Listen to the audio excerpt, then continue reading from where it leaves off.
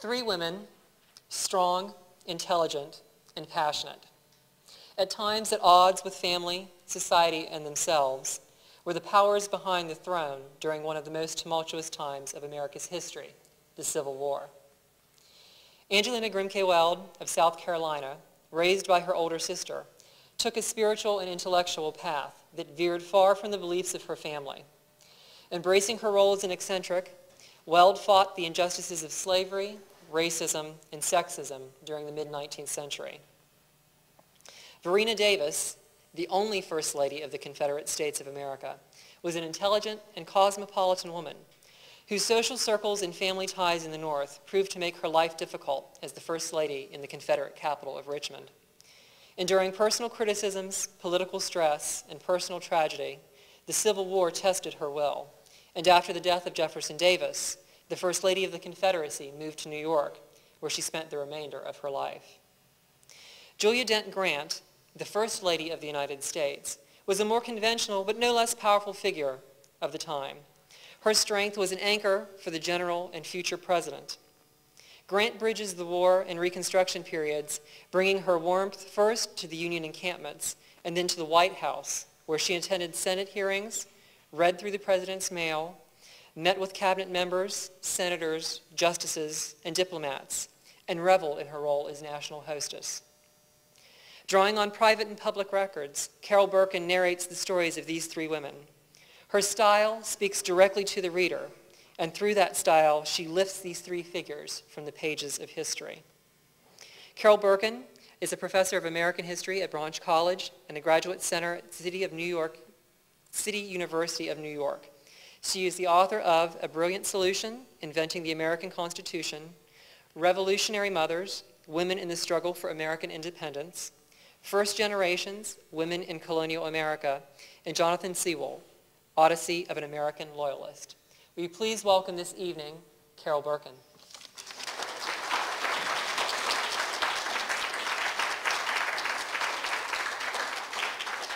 Thank you very much. As I spent the day helping to clean the flooding out of my niece's garage, I realized that you've had quite a bit of rain in the past couple of weeks, so thank you for coming out in the midst of it.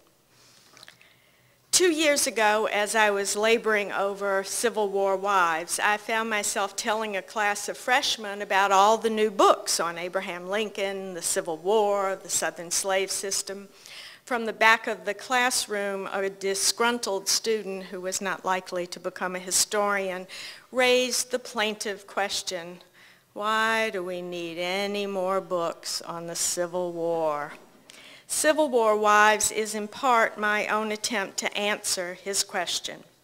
The book tells the story of three women who lived through the mid-19th century's cataclysmic changes, national disruptions, and the horrors of a war to save or to dissolve the Union. None of these women, Angelina Grimke Weld, Varina Howell Davis, or Julia Dent Grant, were heroes on the battlefield. They did not shape political policy or military strategy. They did not make stirring orations in Congress. Their words and deeds are not commemorated on historic markers, and to my knowledge, there are no statues to their memory. As the wives of famous men, they were situated in an ill-defined place between the powerful and the anonymous, brought close to the seats of power and prestige through their marriages, but bereft of any authority because of their gender. Their intimate relationships, however, gave them a unique perspective on the decisions and events that changed their world, and their marriages gave them intimate knowledge of the men who made those decisions and shaped those events. In their privileged yet restricted lives, I believe they have much to tell us about this era if we listen to their voices and we recover their stories. As individuals, these three women differed greatly in personality, character, temperament, and intellect. The winds of change that blew within their lifetimes carried them down quite different paths. Yet the paths they chose and the paths their husbands chose for them illustrate both the limitations and the possibilities for middle-class married women in the 19th century. More often than not, things did not turn out in their lives as they might have hoped or as they planned. Tonight, let me introduce you briefly to these three Southern women. Almost by accident, the slaveholder's daughter from South Carolina, Angelina Grimke, became one of the most controversial abolitionist orators of the 1830s. She had come north to Philadelphia as a young woman, leaving her home and all its many luxuries, because she could not condone the slave system on which her very privileged life was based. Just to give you an example, when Angelina and her family sat down to dinner, if the butter was next to her brother and she sat next to him, she did not ask him to pass the butter. She gestured to her personal slave behind her, who came forward and moved that plate of butter a few inches over to her.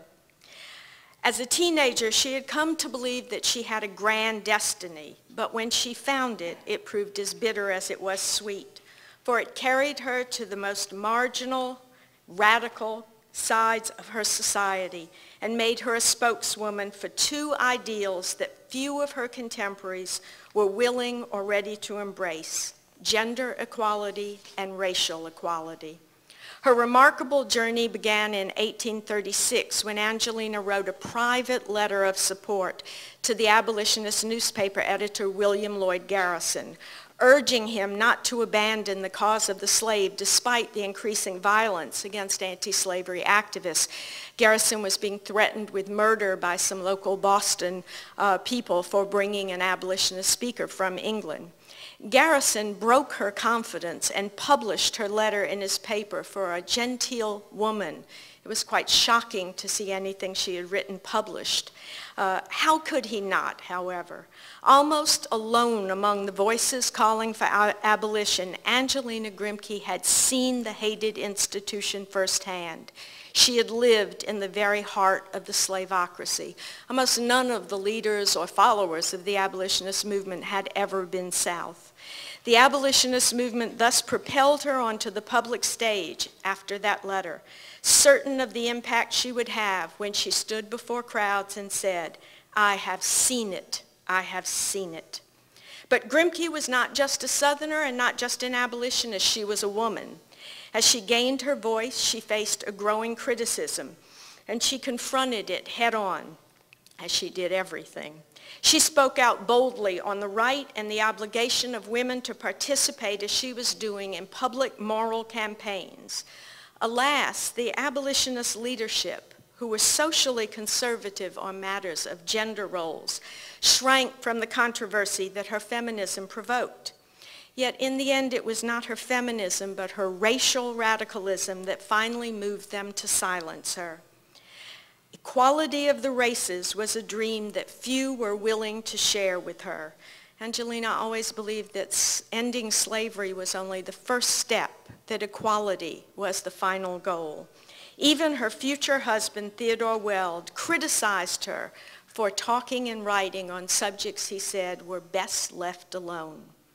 The criticism leveled at her, not simply from those who opposed abolition, and that was the majority of the Northerners, but from anti-slavery's own leading lights, offers us a new and I think important perspective on the limits of the vision of a movement that has often been honored as heroic. Angelina bowed in the end to the pressures put upon her. After her marriage, she turned her energies and attention to a new and more intimate cause. She hoped to prove that a woman who had once been in the public arena could satisfy the demands of the private sphere of wife and mother. Theodore Weld was warned by his friends in the movement that he should not marry her because she was ruined for marriage, having been a public figure. In this effort, she failed. She spent the rest of her long life depressed and struggling as she watched history pass her by. But let me read to you my account of her last public speech given the day after her wedding to Theodore Weld at a meeting of the Women's Anti-Slavery Convention, for it conveys the passion and the conviction that defined Angelina Grimke Weld until her death in 1879. The day after the wedding, Sarah and Angelina made their way to the brand new Pennsylvania Hall to attend the third female anti-slavery convention. Angelina was chosen to serve as a vice president, and she was invited to speak. Under a banner that read "Virtue, Liberty, and Independence," the delegates conducted a series of debates on science, temperance, slavery, and the rights of working men. But the mood soon turned grim. Trouble was brewing outside the hall, for the racially integrated meeting had attracted angry protesters. The crowd's hostility was further fueled by rumors that Angelina and Theodore's recent wedding had included African Americans in the wedding party itself. A sense of foreboding filled the hall on the evening of May 16th as the public meeting began. Both men and women, white and black, had gathered to hear Angelina, Maria Chapman, and Lucretia Mott address them. Angelina rose to speak, a voice of calm against the tumult growing outside the hall. Her speech wove into one seamless cloth an account of her personal odyssey and the journey of the abolitionist movement itself. Looking out at the nervous crowd, she raised a question that she had often asked herself and her closest confidants. Why did women and men, white and black, throng to hear her speak? "What came ye out to see?" she asked. "Is it curiosity merely, or a deep sympathy with the perishing slave?" She was weary of addressing crowds who viewed her as an oddity, of audiences less interested in what she had to say and in seeing for themselves the controversial Miss Grimke. Tonight, their commitment would be tested, if not by her, then by the crowd gathering outside to do her harm. As the noise increased, she urged, "Hear it, hear it. Those voices without tell us that the spirit of slavery is here and has been roused to wrath by our abolitionist speeches and conventions." Angelina believed that Northern racism was only another face of slavery, just as she believed that the people in the hall were the only ones who could combat it. Over the roar outside, she reminded those who listened to her of her own intimate knowledge of slavery. I have seen it," she exclaimed, and they knew that this was no empty claim. Varina Howell Davis was a true Southern beauty, born in Natchez with an impeccable pedigree, but burdened by a restless and impressive intellect.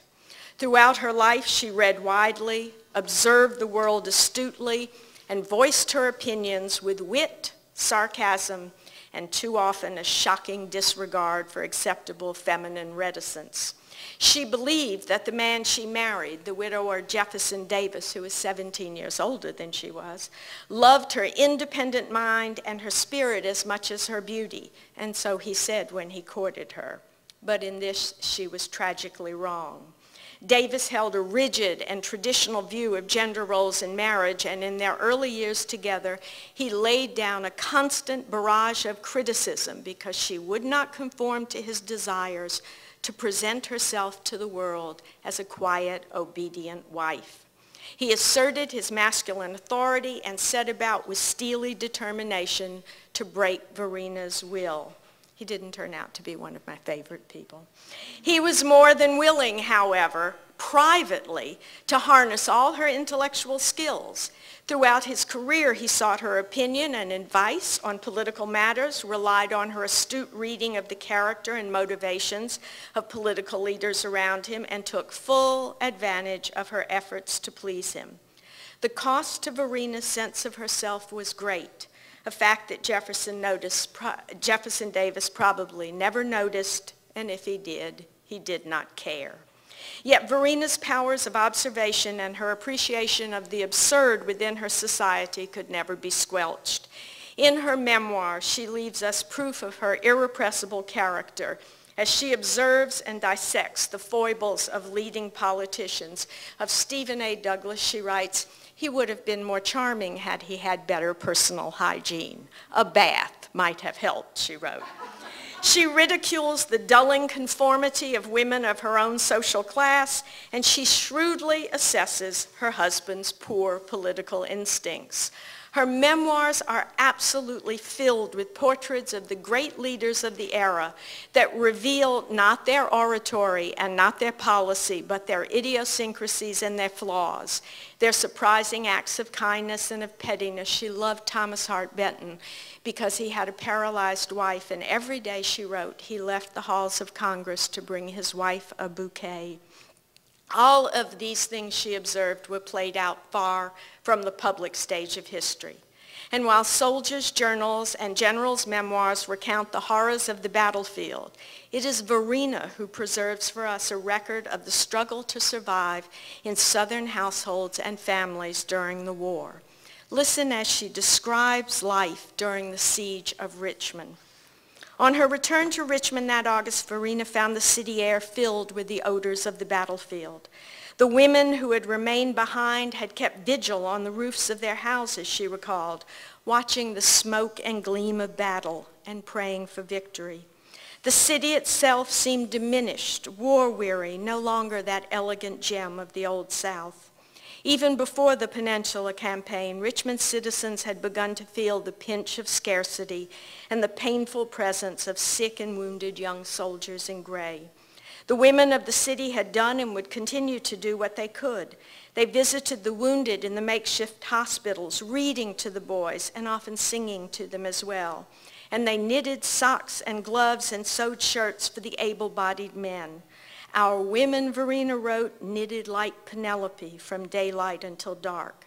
The women offered up their jewels, their silver, anything of value for the cause.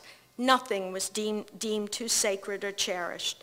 I tried, confessed one woman guiltily, and could not make up my mind to part with my wedding ring, and it was so thin from wear, else I would have given it up. Varina never doubted that the Confederacy's cause was just, but she always doubted that the role she was required to play in its brief history was the right one. She knew she was not suited to be the First Lady of the Confederacy. Most Southern women of her class disliked her for what they called her mannish intelligence. They were wary of her sharp tongue, as well they should have been. And all too often they recognized that she was bored by the shallow focus of their lives. They found her haughty. She found them foolish. The women of Richmond called her Queen Varina, an allusion to the sense of superiority she seemed to radiate. Ironically, more than one intelligent man mistook the label Queen Varina as a compliment to her regal bearing. Indeed, many of the men of accomplishment and learning envied Jeff Davis's good luck in finding a wife whose knowledge and wit so often disturbed him. But it is most ironic that when Jefferson Davis was imprisoned after the war, he did not criticize, but absolutely encouraged Varina's bold, relentless, and by his standards, thoroughly unfeminine efforts to secure his release. Varina hired the lawyer. She wrote letters to Grant. She saw Grant. She had an interview with him, an interview with Andrew Johnson. She wrote to abolitionists to ask them to please put up money for his parole. She raised money for him, all of which would have shocked Jefferson Davis, except that, of course, it was extremely effective. From prison, he wrote what many male historians have called great love letters to Varina. But these letters, I believe, reflect a selfish rather than a generous love. They contain long catalogs of things he loved that she did for him, but not a single word of appreciation for her as an individual. After his release, Jeff Davis betrayed his wife, if not physically, then emotionally on several occasions, always finding a doting woman when he needed one if Varina was not readily at hand. Only after his death did she come into her own. She abandoned the South, she moved to New York City, and there she ran a salon in which playwrights and poets, artists and scholars, all people that Jefferson Davis would have disapproved of, came to revel in that wit and humor that the President of the Confederacy had ever failed to appreciate. Alone among the three women, the homely but completely self-confident Julia Dent Grant led a contented life. Julia Dent Grant was short and she was round and she had a wall eye. And if you see portraits of her, she's always posed like this so that you can't see this wandering eye. I have to tell you, I wrote the chapters on Angelina. As soon as I'd done the research, I knew what I wanted to say. I wrote the chapters on Varina. I really admired these two women. And then I got to Julia. And it took about 6 months trying to figure out how to write about her because Julia Grant was dumb. She is known in my household as Julia the Ditz, bless her heart. She led a contented life, but a strikingly unexamined life. Julia accepted the world as she found it. She never questioned its arbitrary rules. She did not think to challenge its norms, and she never stopped to inquire how or why these changed during her lifetime. She lived at the very center of crisis and dramatic change, yet she filtered all the events of the world outside her home through the narrowest of domestic lenses. For Julia, the Civil War was a blessing, not because it liberated the slaves or saved the Union, but because it brought her beloved husband Ulysses the fame and glory she thought he deserved. The end of slavery was not for Julia a momentous reform, but a mild inconvenience, for it meant replacing the people she owned with people she had to pay wages. Julia brings her slave with her to visit Grant in Vicksburg, the liberator, right, of the South, and she comes with her slave. And when someone asked her about it, she said, well, I needed her. That was enough for Julia.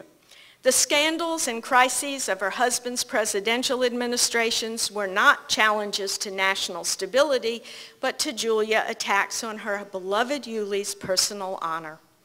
Julia lacked curiosity about the causes and consequences of large and momentous events. She took them in only in their most reduced and tamed form, as positive or negative influences on her family's daily life. Julia did not so much resist change as she moved at the slowest possible pace toward it, and only after she had carefully measured its impact on her husband and her children. Her memoir reflects her character and personality perfectly. It is filled with optimism and total confidence in her husband's ability and his unending desire to protect and care for her. And it reveals the deep affection in which she held all those close to her and the abiding hostility she aimed toward any who would do her husband harm. Most amazingly, it bursts at the seams with naive commentary and strikingly uninformed opinions. Let me share just 3 short examples with you, and then maybe you'll understand why it was hard to find the right tone to write about Julia. When Ulysses S. Grant left the Army for the first time so that he could come home from California and be with Julia, who he missed tremendously, he tried a whole variety of occupations and he was a failure at everything. And one of the things that he tried was farming. Her father, who was very wealthy and owned land and slaves in Missouri, gave them some land to farm.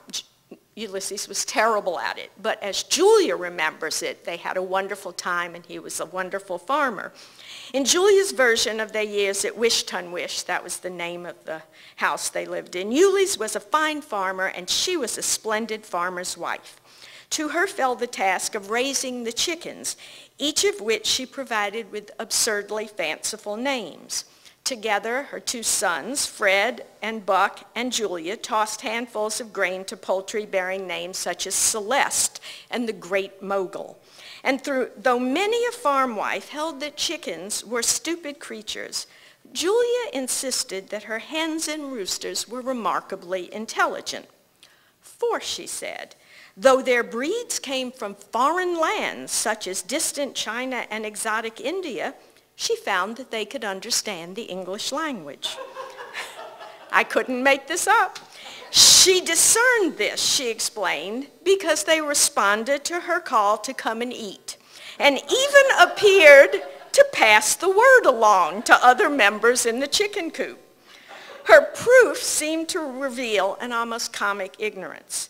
But Julia was, after all, a parochial young matron who had never left the country, and she had no reason to assume that poultry, any more than people, were the same in Shanghai as in Missouri. She was surprised, in fact, to observe those foreign birds, her roosters, employed the same little tricks of gallantry toward the hens that American roosters were known to employ. Julia never fully understood, nor did she care, why the Civil War was being fought. She grappled at one point with this question of whether secession was legal. Julia was of two minds on the grave issue of secession. Her dilemma was not based on the ambiguities of the Constitution on critical issues such as state sovereignty, the legality of slavery, or the indivisibility of the Union. In later life, she confessed that throughout the years of secession and war, she did not even know what the Constitution was. She recorded a conversation during the war with Confederate women who argued that the actions of Lincoln's government were unconstitutional. After listening to them offer their constitutional argument, she exclaimed, "Well, I do not know a thing about this dreadful Constitution," and I told them so. They seemed much astonished and asked, "Why, surely you have studied it." "No, I have not," she had replied. "I would not know where to look for it, even if I wished to read it." Julia went down to Holly Springs. Ulysses wrote for her whenever he could. He missed her terribly. She was the only person he really could talk to. And she was there, and he housed her with the wife of a commander of a captured commander of the Confederate troops. And here is what happened in this shared residence. This woman and her friends received Julia cordially, and Julia responded with natural openness. She really was a warm and open person. In her memoir, she concedes that the women were so charming that she did not realize for a moment that I was actually in the enemy's camp. The result was what many would consider to be a disconcerting tableau. There in the parlor, the wife of the Union commander sat cheerily listening to the wives of Confederate officers as they sang rebel war songs. It was not until the second evening, when the women invited her once again to listen to their national songs, that Julia realized at last she had made a mistake. I could read you many, many more of her little failures to understand. So from Julia, we can expect no deep insight into the politics of the era or the impact of the war on Americans of both races. And yet, it would be a mistake to dismiss Julia Dent Grant's importance to our understanding of the era. In the end, she turns out, I think, to be the most interesting and important person in the book. For we cannot know how many 19th century Americans, and for that matter, modern Americans, faced with frightening and cataclysmic events that they could not hope to control and could not fully understand, coped with them exactly as Julia did, by domesticating them, by taming them, and like her, by reducing them to their impact on those they loved and cherished. To my surprise, it was the story of the woman my children had nicknamed Julia the Ditz that became the very heart of this book. Few historians have labored to reconstruct the lives of the men and women who survived crises, change, and disaster by turning inward to the safety of their private lives.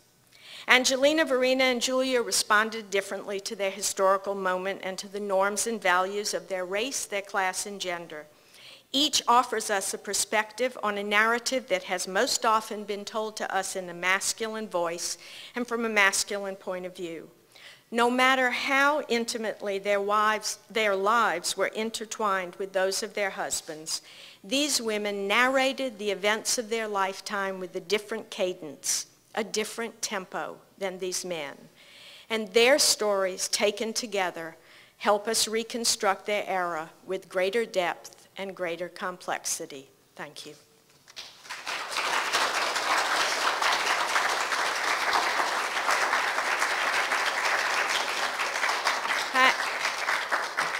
I'll I'll say to you what I say to my students. I'll be happy to answer any question, but only ask me things I know the answer to.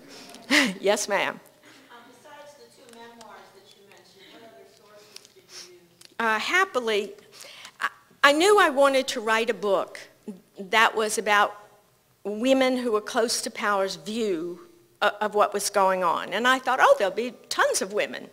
As it turns out, there are very few women who left the kind of sources that made it possible for me to write it in their voice from their point of view.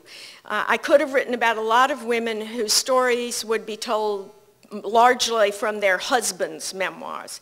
And so besides Mary Lincoln, who a good friend of mine, Catherine Clinton, had just written a book about her, and Mary Lincoln is so idiosyncratic, not to mention just a little crazy, that she didn't seem to be a good person to deal with. It really came down to these three women. And there were abundant resources. Angelina Grimke leaves a wonderful teenage diary.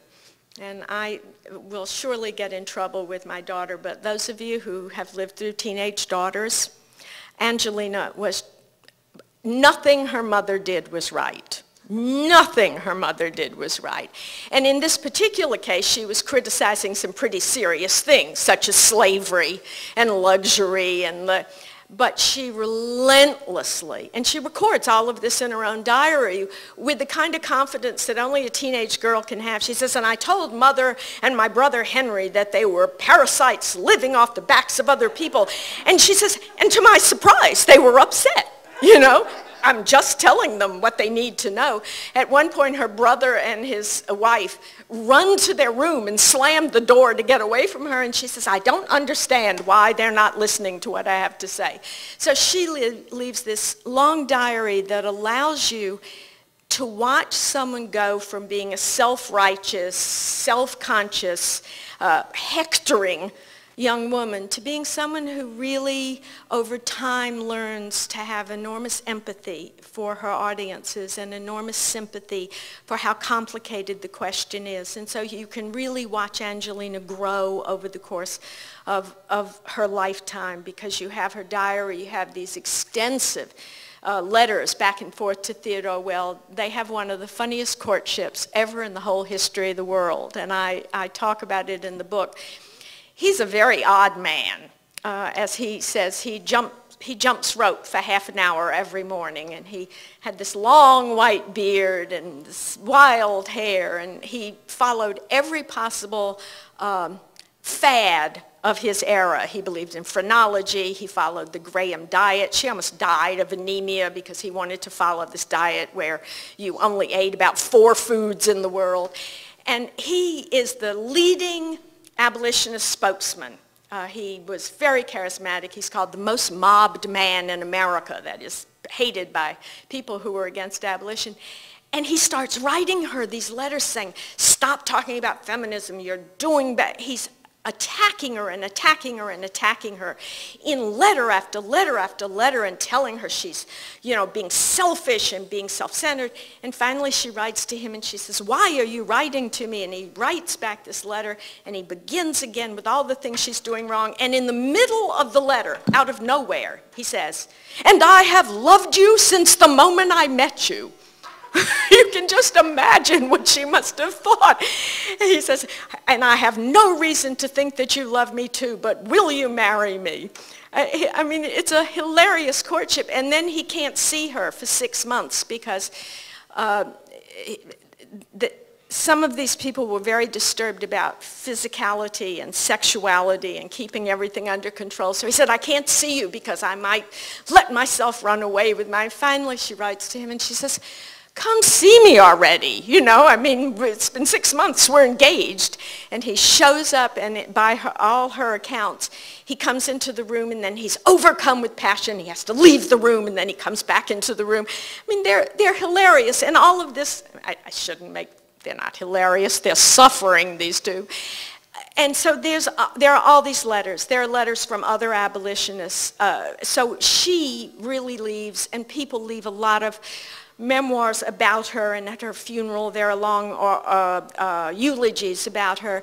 And there's a biography written in the 19th century about her and one in the 20th century. So there was plenty of material on, and you're torn between wanting there to be a lot of material and wishing people would shut up about her so you can finish writing the book. Varina leaves a 2-volume memoir and tons of letters to her family, who she misses terribly. They're in Natchez, and she's in Briarfield, and though for us that would be a hop, skip, and a jump in those days, you really didn't see your family once you left and got married.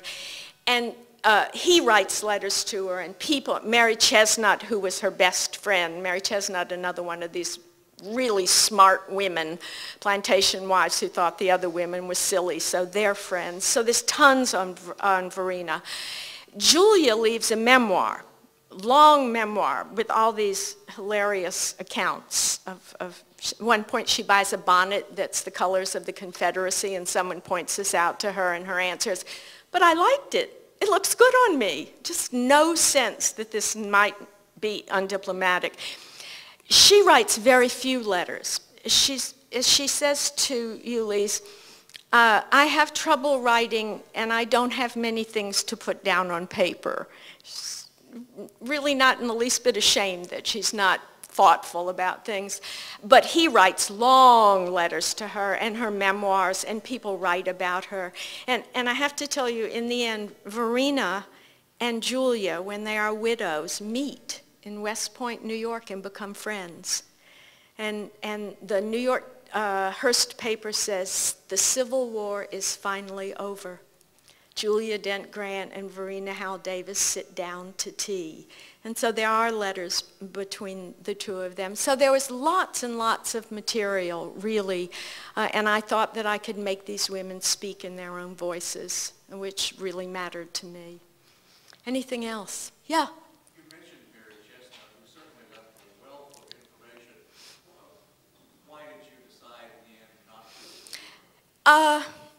She was not married to a man who was at all times through this whole period central to what was going on. I mean, her husband was a politician in South Carolina, and he was part of the Confederacy, but he's not engaged the way, say, Theodore Weld is in abolition or Jefferson Davis is. And I don't think that Mary was called upon by her husband to participate in the same way Varina was. And so that's why I left her out. But her diary is published, and she's actually quite fascinating.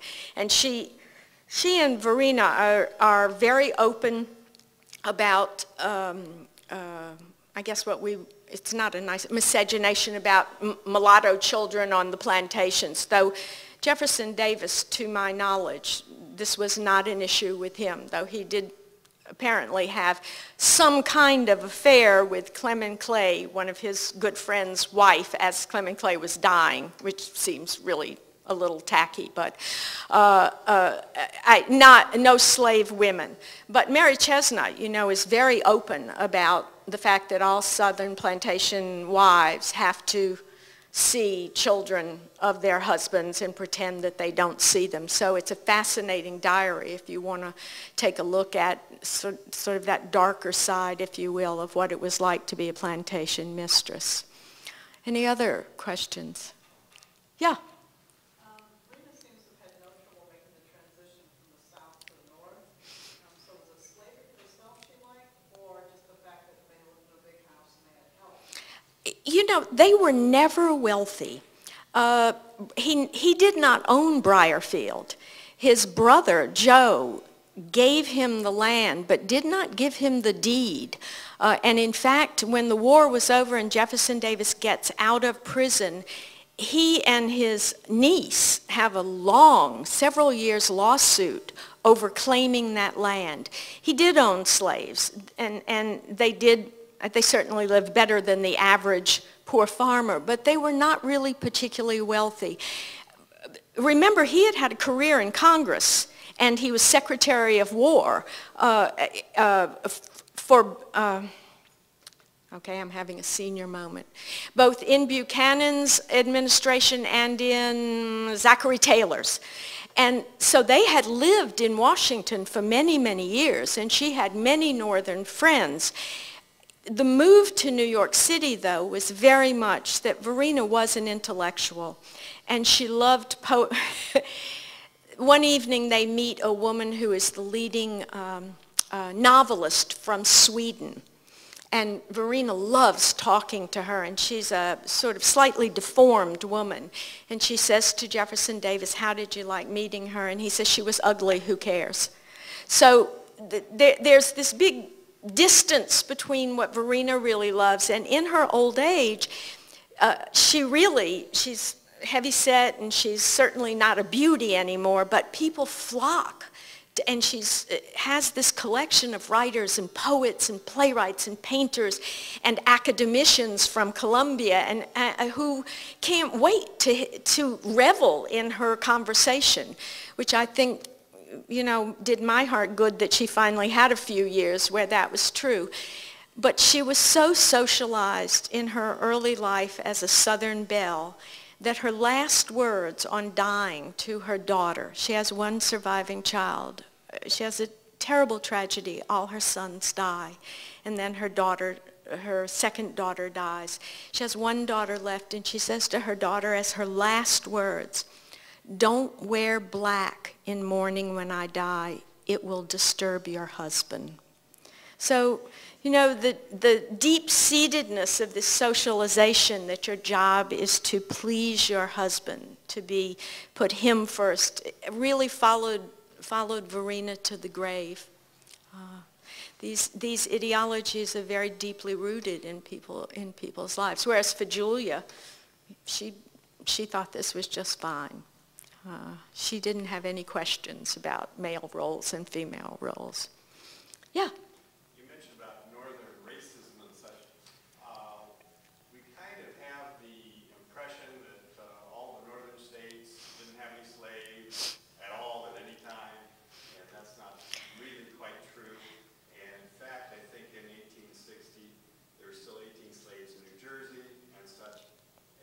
Trying desperately to get out of New Jersey. I'm joking, as a New Yorker. So,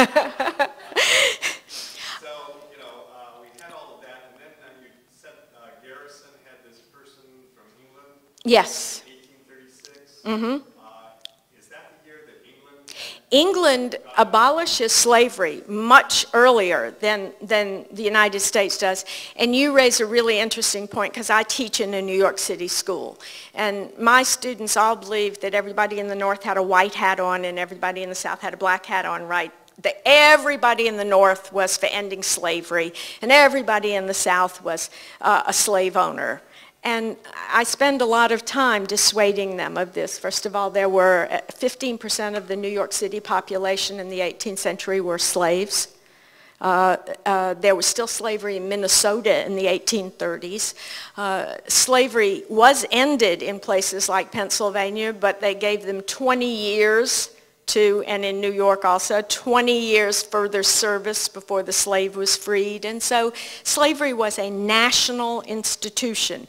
And in addition, of course, cotton was what was fueling all the factories in the North and what made New York City a wealthy city. And New York was considering seceding from the Union and setting themselves up as a separate state so they could side with the South. So this is not a black and white, you'll pardon the pun, black and white situation. What is really important to remember is the abolitionists were a teeny tiny portion of the Northern and Midwestern population. They were hated by the majority of people who said, "Be quiet, don't raise this issue, you're just going to stir up trouble."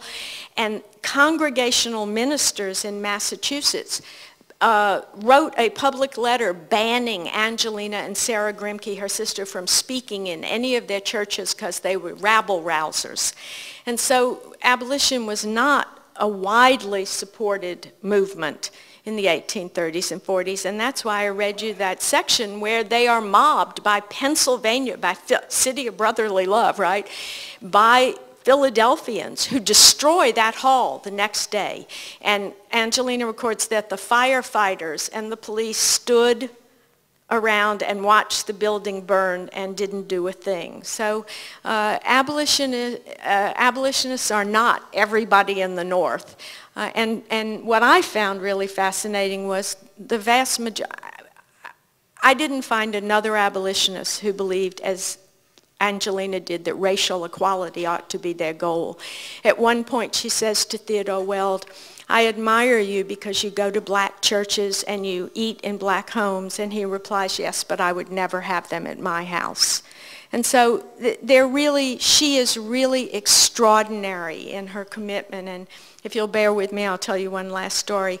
When Angelina is an older woman in the 1860s after the war, she reads in the newspaper that a young man named Archie Grimke has been made valedictorian at Lincoln University in Pennsylvania, and she pays close attention because it is a black school.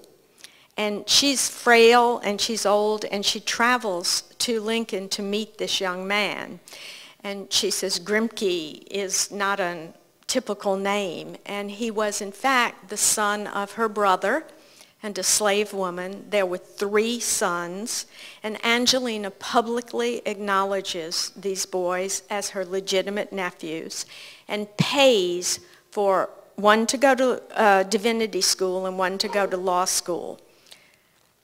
Fast forward a few years, and when Frederick Douglass, the great slave, he was a slave, becomes one of the leading abolitionists, wants to get married to his second wife, who is white. There's not a single black minister who will marry them and not a single white minister who will marry them. Guess who marries them? Yes, Grimke marries them. So she is a woman of enormous integrity and really stands up for something she believes in. And the point is, she's unusual in the North. I mean, she's not even the typical abolitionist. Well, thank you all very much.